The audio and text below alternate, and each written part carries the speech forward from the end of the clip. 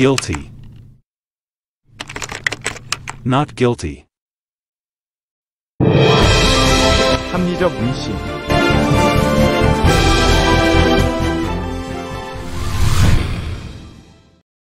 안녕하세요. 합리적 의심의 서용진 변호사입니다.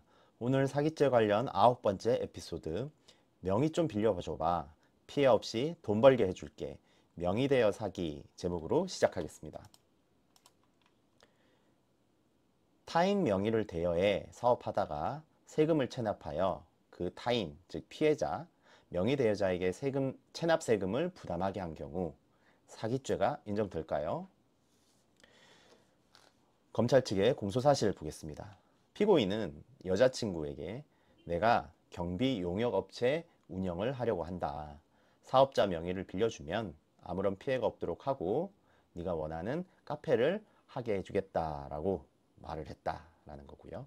그러나 피고인은 본인 명의로 채무만 1억 원이 있었고 피해자 명의로 경비업체를 운영하더라도 이와 같은 세금을 납부하거나 피해자에게 카페를 내줄 의사 능력이 없었다라는 거죠.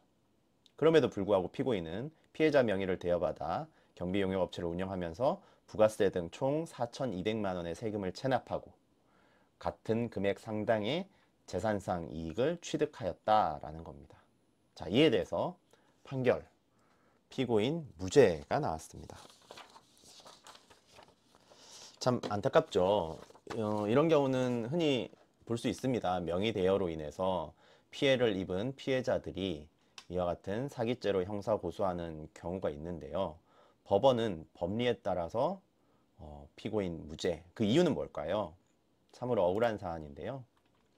우선 사기죄의 구성 요건, 사기죄가 성립되기 위해서는 피고인이 피해자를 기망했어야 됐고 그 기망 행위로 인해서 피해자는 처분 행위가 있어야 되고요. 여기에서 명의를 대여해 준 행위가 피해자의 처분 행위겠죠.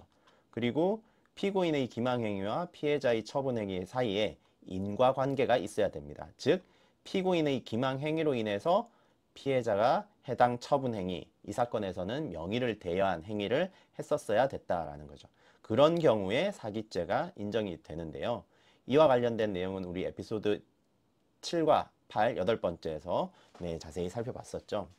자, 사기죄에서의 처분행위란 피해자가 피고인에게 사업자 등록 명의를 행위 자체를 사기죄 재산적 처분행위로 볼 수 없다라고 판단을 했어요. 즉 처분행위라 함은 이 재물을 교부하거나 재산상의 이익을 부여하는 재산적 처분행위를 말하는데 이 사업자 등록 명의 자체는, 명의 대여 행위는 이것은 재산적 처분 행위로 볼 수 없다라고 해서 이 처분 행위의 구성 요건에 해당이 되지 않는다라고 판시, 그래서 무죄 판결을 내린 겁니다.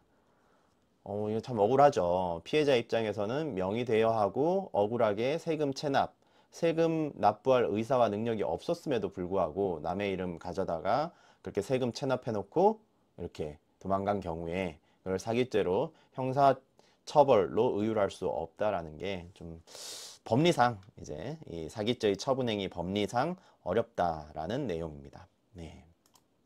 그렇다면 피해자가 할 수 있는 것은 뭘까요? 여기에서 기본적으로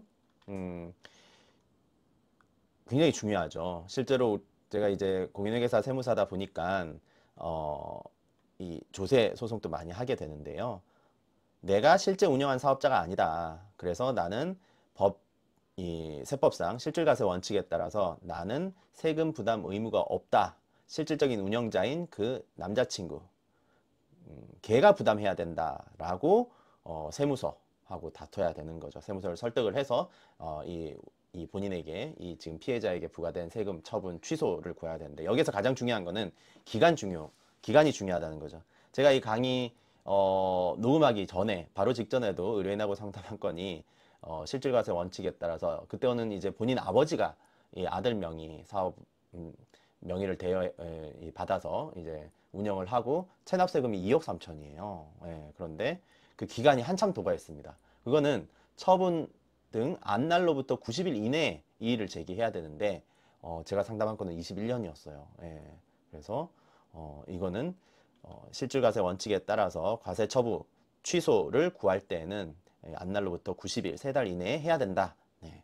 이와 같이 조세상의 불복을 할 수 있고요. 그리고 나머지는 민사상 내가 입은 손해를 상대방에게 손해배상 청구하는 건데, 실제로 상대방 재산이 없다면 이거는 실익이 없을 수 있겠죠. 그래서 실질적으로 꼭 해야 되는 거는 이 조세 불복을 그 당시에 반드시 하여야 한다라는 거를 강조드립니다.